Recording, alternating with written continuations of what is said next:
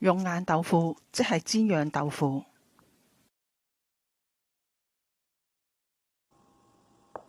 我呢度用咗半盒，跟我影片中做法，切開一片一片。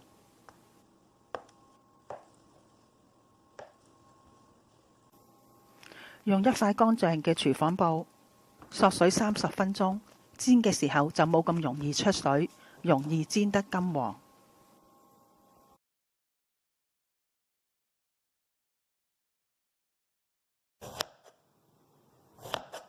南瓜一啲切粗粒，一啲切薄片。切薄片煮好之後會壓碎，溶響汁裡面。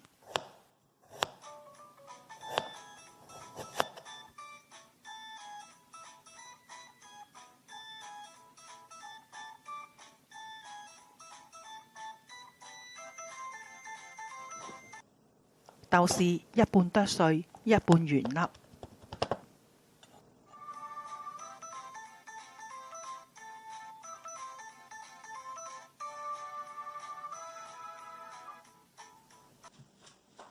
粟粉水開好，最後埋芡。準備好呢度所有嘅食材就可以開始煮啦。呢一個係今次燜南瓜嘅主要醬料，仲有就係準備一啲滾水，熱鑊落一啲油，灑少少鹽，俾啲味豆腐，用中大火煎。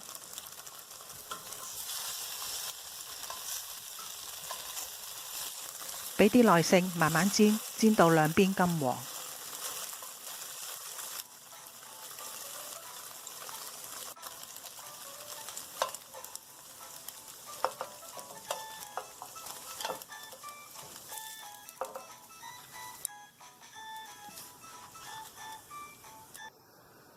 用返同一隻鑊，加一啲油，爆香蒜蓉同埋豆豉。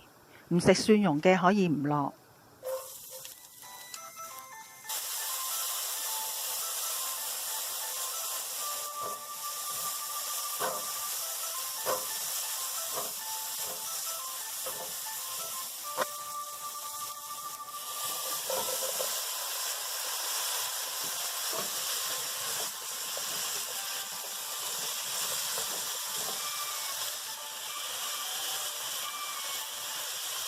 我今次係用呢隻磨圓豉，即係麵豉醬。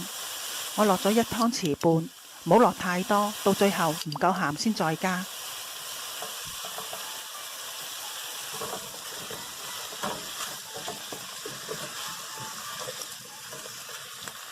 再可以落返一啲糖，調下味，都係唔好落太多，到最後唔夠味再加。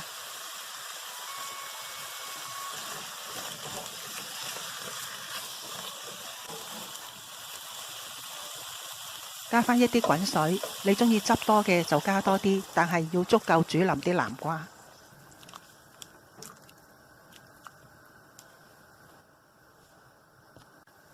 冚蓋，用大火滾起。滾起咗之後，轉中細火，燜到啲南瓜直至軟腍。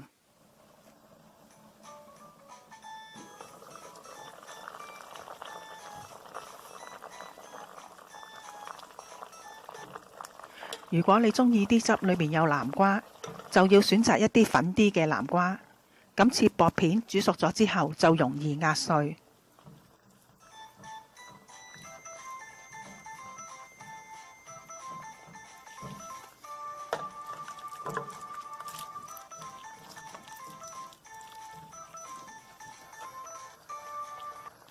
試一試味，如果唔夠味嘅，可以加返一啲頭先嘅麵豉醬。糖或者生抽，我加咗一啲糖。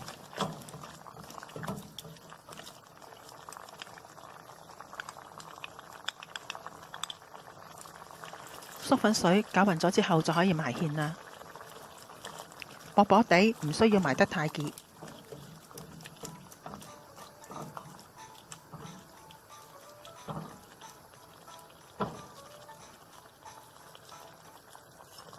溝埋啲煎好嘅豆腐片，撈勻，咁就完成咗啦。